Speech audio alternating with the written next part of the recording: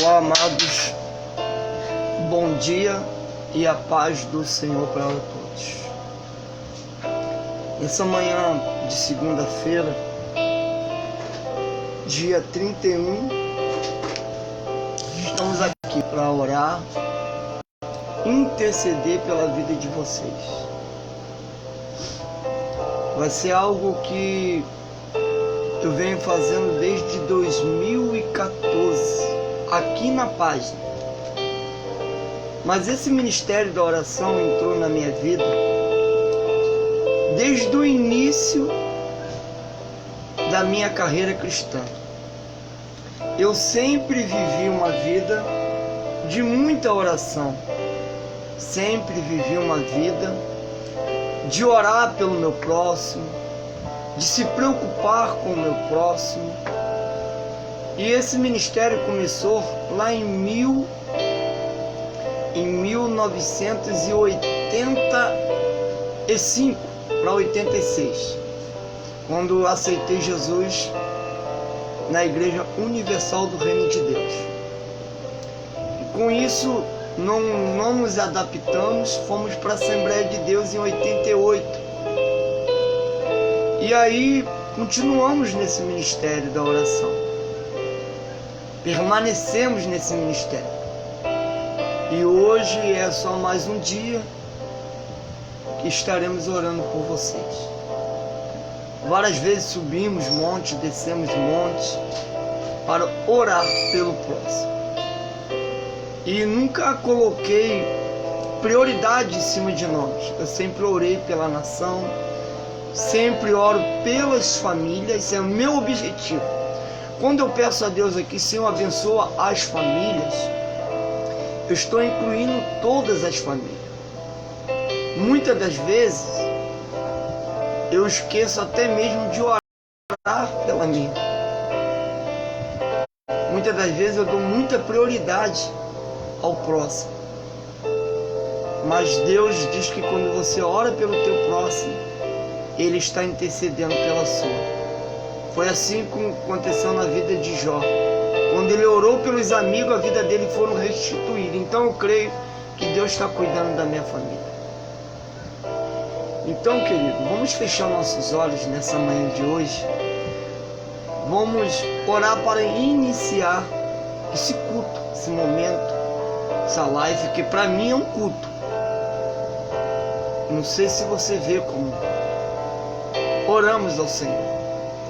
Senhor nosso Deus e nosso Pai, em nome do Teu Filho amado Jesus Cristo, nessa manhã de segunda-feira, do dia 30, nós te pedimos, Deus, que o Senhor venha ter misericórdia. Estamos iniciando o ano, Senhor. Estamos indo para o segundo mês. Estamos no primeiro mês do ano, terminando hoje. Eu sei que muitas pessoas nesse momento se encontram ansiosas ou ansiosa, porque até agora, Senhor, não viu nada acontecer na vida deles.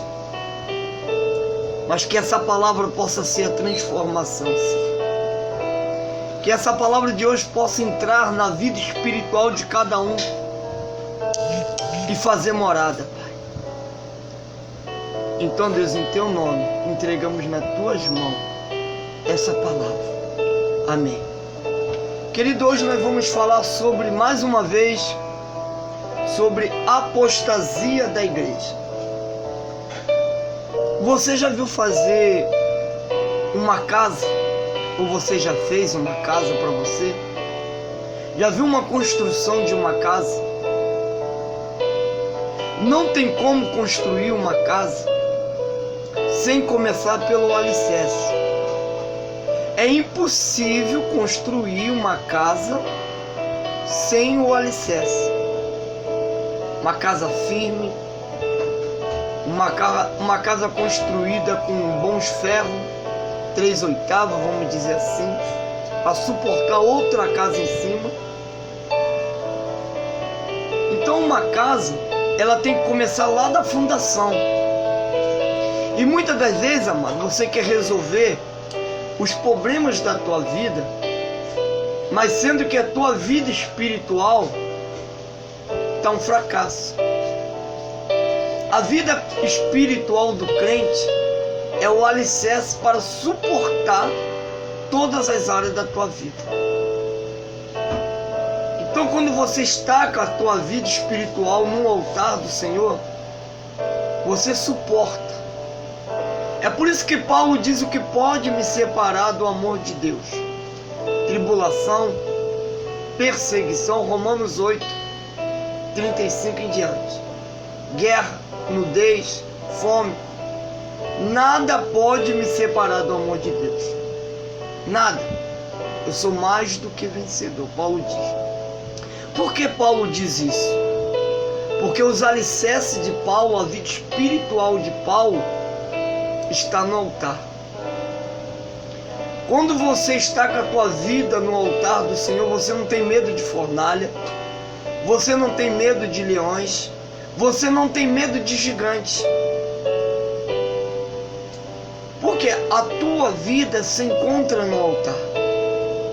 Às vezes você quer resolver a tua área sentimental, sendo que a tua vida espiritual não está preparada para um relacionamento. Todos os relacionamentos podem ter um fim. E como tu vai suportar se a tua vida espiritual não estiver nivelada, acima das demais? A vida espiritual do crente tem que estar acima de todas outras. Porque senão você morre e não suporta. Aí você não tem uma vida financeira boa, você não tem nada. E se tiver uma vida financeira boa, você não tem paz. Porque o que traz paz na vida do crente é uma vida espiritual. Como assim, pastor? Porque se você tem uma intimidade com Deus, você vai saber que a tribulação, que as guerras, que as perseguição está na palavra. Então é por isso que nós estamos pregando nesse início de ano sobre a apostasia da igreja. Pastor, o que seria a palavra apostasia? Aquele que já conheceu a verdade está afastado da verdade. E hoje, ou no passado, a verdade não é sair da igreja. Nós tiramos algumas igrejas aqui do livro do Apocalipse que tinha até boas obras, mas porém estavam desviados dentro da própria casa, as dracmas perdidas. Apostasia eu não botei por ordem. Nós vamos falar das igrejas, mas não se é a primeira, se é a segunda, não, como João cita. Nós vamos falar do ato. Então, a apostasia, a igreja hoje está nesse caminho. Eu não vou dizer que seja todos, não vou dizer que seja todos os membros, mas contamina. Vamos ler Apocalipse capítulo Apocalipse 2, 4. Diz assim: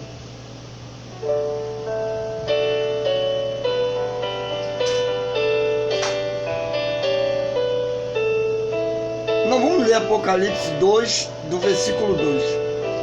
Eu sei as tuas obras e teu trabalho e a tua paciência, que não pudeste sofrer os maus, e puseste em prova os que dizem ser apóstolos e não são, e tu achaste mentiroso, e sofre e tens paciência. Trabalhaste pelo meu nome e não negaste. Tenho, porém, contra ti que deixaste as tuas primeiras obras. A Bíblia diz caridade. A igreja esqueceu as primeiras obras. A igreja esqueceu o amor. Então, como igreja, nós temos que lembrar e voltarmos ao primeiro amor. Jesus, ele elogia, eu sei das tuas obras, sei das tuas qualidades, mas, porém, por que abandonaste o primeiro amor? Ele mostra a qualidade para ver que a igreja pode voltar ao altar do Senhor. A igreja está vivendo assim, amor. Esquecemos o primeiro amor. Esquecemos a doutrina do Espírito Santo. E é por isso que a igreja, como falamos aqui no primeiro estudo sobre apostasia, não está preocupado de buscar o batismo com o Espírito Santo. Não há na liderança interesse de ensinar o batismo do Espírito Santo, porque esqueceu o primeiro amor. O primeiro amor ficou de lado, abandonado. E Deus diz para essa igreja que tem um porém contra ela, que é a igreja de Éfeso. Abandonaste o primeiro amor. A igreja de Éfeso estava desviada. Porque se você abandona o primeiro amor, mano, não tem obras, não tem fruto, não tem batismo com o Espírito Santo. Não tem. Não tem como, porque abandonou o primeiro amor. Segunda igreja é do Apocalipse também, capítulo 2:8.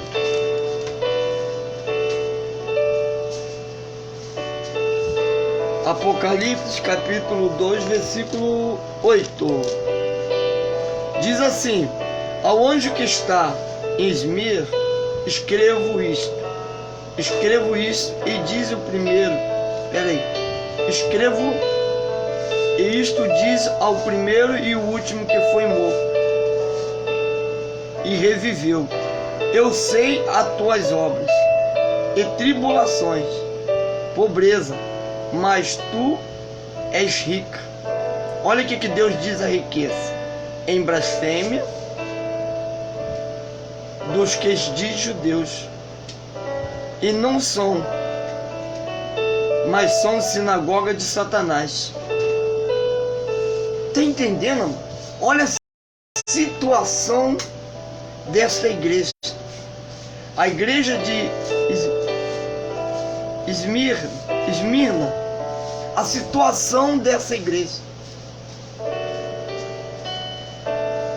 Eu sei tua obra, e tribulação, e pobreza, mas tu és rica. Era uma igreja rica.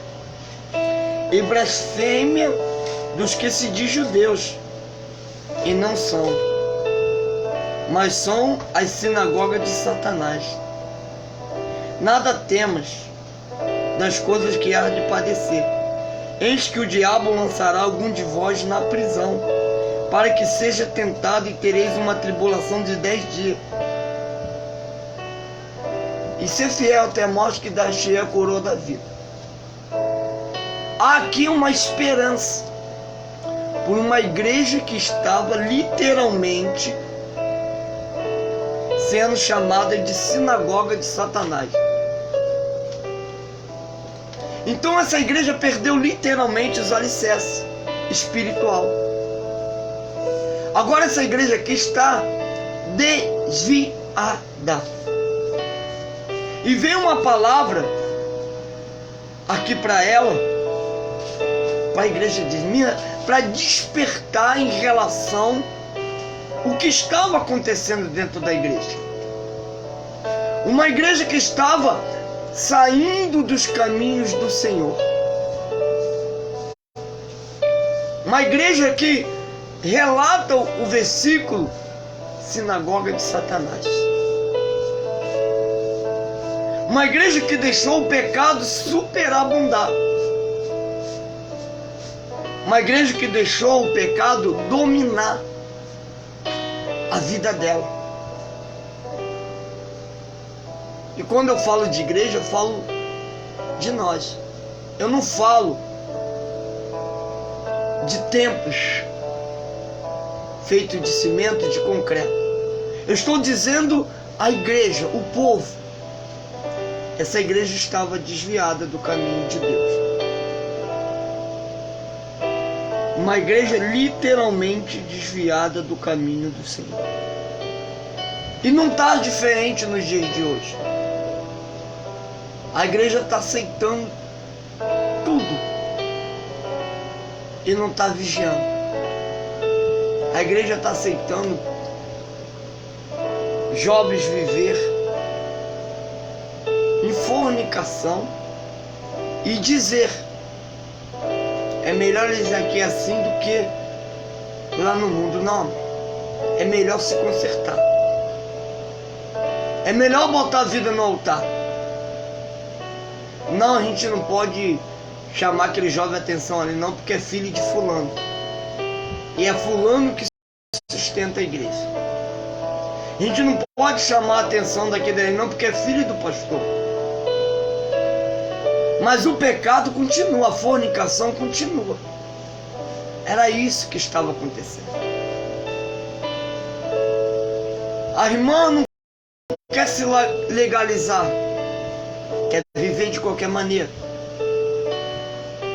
Há exceção. Tem aquela irmã que quer casar, que quer viver uma vida legal, mas o marido, por não ser cristão, não quer. Então isso aí é outro assunto.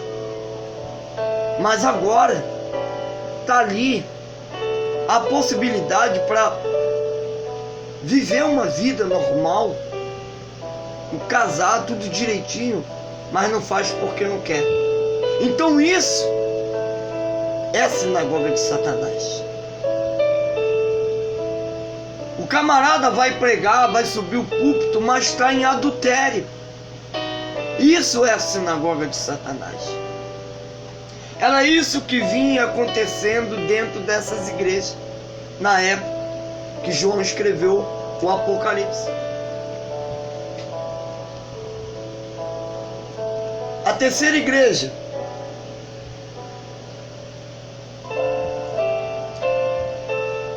A terceira igreja está no Apocalipse 2:20. Diz assim, eu quero ler o 18 em diante. Ao anjo da igreja de Tiatira, escrevo isto e diz o Filho de Deus, que tem seus olhos como chama de fogo e os pés semelhantes a um latão reluzente. Eu conheço tuas obras e tuas caridades. Olha só como é que Deus primeiro fala com a igreja. Eu tenho um serviço e a tua fé e a tua paciência. Eis que as tuas últimas obras são mais do que a primeira. Uma igreja de qualidade, amor. Uma igreja de obra. Mas, é esse mais. Tenho, porém, contra ti, que toleraste Jezabel, mulher que se diz profetiza, e ensina enganos aos meus servos, para que se prostitua e come do sacrifício da idolatria. Meu amado, pelo amor de Deus, o que mais nós temos visto nos dias atuais? Pessoas que estão enganando servo de Deus dentro da igreja, que se diz ser profeta, que se diz ser homem de Deus e mulher de Deus, mas não são. É a palavra de Deus que diz. Amado, todo argumento contra minha pessoa você pode ter, contra a minha frase, contra o meu pensamento, mas contra a palavra, o que vai se argumentar? O que vai questionar em relação à palavra? O que tu vai dizer contra a palavra de Deus? Mais uma vez, mas todas as qualidades da igreja estavam aqui. Mas tenho contra ti, não quero ler do 19. Eu tenho tuas obras e tua caridade. Era uma igreja que gostava de fazer caridade. Quer dizer, uma igreja que amava. e o teu serviço. Deus conhecia o serviço dela. E a tua fé era uma igreja de fé. E a tua paciência, uma igreja que tinha paciência. E que tuas últimas obras, olha só, são maiores do que a primeira. As obras dessa igreja era excelente. Não se iluda com obras. Não se iluda com caridade. Não, mas as coisas lá dentro tem sim. Não, lá nem tudo é ruim. Lá nem tudo é pecado. Não, lá você só olha. Não é só olhar, é o que diz a palavra de Deus. João, escrevendo no Apocalipse, diz: que obra lindas dessa igreja. Todas elas tinham. Que obra magnífica. E diz que a última foi maior. Uma obra de caridade, uma igreja de caridade, uma igreja de fé, uma igreja de fruto. Mas aí entra o que reprovava essa igreja. Mas tenho contra ti que toleras Jezabel, a mulher que se diz profetiza, ensina, engana aos meus servos. É o que mais está acontecendo hoje. A igreja está sendo enganada. Os servos do Senhor estão sendo enganados, estão sendo iludidos. Os valores estão sendo invertidos. Os valores estão deixando de lado. Homens estão se levantando dizendo ser profeta, mas não são. Mulheres dizendo ser profetisa, mas não são. Obra de Jezabel, obra de prostituição, obra de engano, obra de mentira, obra de feitiçaria. Quantas pessoas sendo enganadas? Amado, para o teu milagre acontecer, eu não preciso fazer contigo indulgências. Pastor, nos ensina o que é indulgência. Isso aqui é uma caneta. Aí eu pego essa caneta e vou dizer para você que essa caneta aqui é a caneta do milagre. Irmão, essa caneta aqui é a caneta do milagre. Eu passei lá no Monte de Jerusalém durante 360 dias de joelho com essa caneta. E o que tu assinar com ela, o seu milagre vai acontecer. Ei, isso chama-se engano. Isso se chama indulgência. Tá aqui, irmão, a água que eu trouxe lá de Jerusalém. Engano, indulgência. Sendo enganado os servos do Senhor. Precisa falar mais alguma coisa? É pura verdade, amado. A igreja precisa se despertar em relação a isso. É por isso que eu trago essas palavras aqui. É por isso que eu trago essa mensagem aqui ao seu coração. O óleo que ficou enterrado durante... Amado, pelo amor de Deus. A palavra de Deus diz no livro de Isaías 53 que Cristo levou sobre si as nossas dores e as nossas transgressões. Não precisa de água benta, não precisa da caneta milagrosa, não precisa do óleo de 60, 80 dias lá. Você precisa dos alicerces espiritual restituído. Você precisa ter uma vida no altar do Senhor para que o milagre aconteça na sua vida. Deuteronômios diz o seguinte: Eu não preciso correr atrás de bênção, porque elas me seguirão. Sabe por que a bênção não segue a gente? É porque a gente vai atrás dela. A promessa é que ela viria atrás de nós. Então bota a tua vida no altar. A igreja de Tiatira estava nessa maneira, desviada. Vamos ler agora a última igreja. Apocalipse capítulo 3, 14 e 16. Diz assim. Não quero ler para você conhecer a qualidade da igreja. Vou ler do 7 em diante. Ao anjo da igreja que está... Não, pera aí, amado, só um minuto.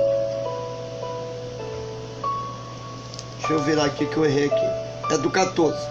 Ao anjo da igreja que está em Laodiceia, escreve: Isto diz Amém, testemunho fiel e verdadeiro, princípio da criação de Deus. Eu sei tuas obras, que nem és fria, nem é quente. Ora Deus foram fria ou quente. Assim, porque és morna e não és fria e nem quente, vomitareis da minha boca. Amado, isso é muito triste. A igreja não era fria e a igreja não era quente. Aqui não tem nem elogio para a igreja de Laodiceia. Eu quero ler mais uma vez. Ao anjo da igreja que está em Laodiceia, escreve isto e diz Amém, testemunho fiel e verdadeiro, princípio da criação de Deus. Aqui sim um elogio, fiel e verdadeiro. Amém. Eu sei tuas obras, que nem és fria e nem és quente. Ora Deus fosse fria ou quente. Quantos crentes morram? Quantas igrejas morram? Não é quente nem fria, mas é morno. Tem culto que tu entra, pelo amor de Deus, não dá vontade de participar, de tão morno. Deus diz que vai vomitar. Não são palavras minhas. Eu não estou aqui citando nomes de denominações. Eu estou aqui falando de igrejas do Apocalipse. Senão daqui a pouco os outros dias que eu falei de igreja A, de igreja B. Não, estou falando da palavra. Eu estou falando da apostasia das igrejas nos dias atuais. Tá feia. Tá feio. As coisas tá complicadas. Muitas igrejas mornas. Quando é fria, quando é quente. Essa passagem dessa igreja faz a uma fonte que havia lá dentro da cidade de Laodiceia. São cidades. E lá tinha 3 fontes: a quente e a fria. A quente fazia um café, tal, bebia, e tomava geladinho. A morna não servia para nada. Os outros desprezavam aquela água morna. Não tinha utilidade. Aquela fonte de água não tinha utilidade. Como que para Deus também os mornos, a igreja morna não tem utilidade. Eu vou vomitar da minha boca. Então é necessário a igreja voltar ao altar do Senhor. A igreja de Deus está desviada dentro da casa.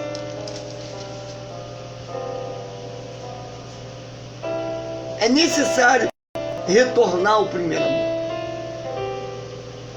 É necessário sair dessa obra de acomodismo. Eu vou perguntar a você, qual foi o último dia que você falou para alguém: Jesus te ama? Qual foi o último dia que você participou de um evangelismo? Qual foi o último evangelismo da tua igreja? Qual foi a última pessoa que você viu ser batizada com o Espírito Santo?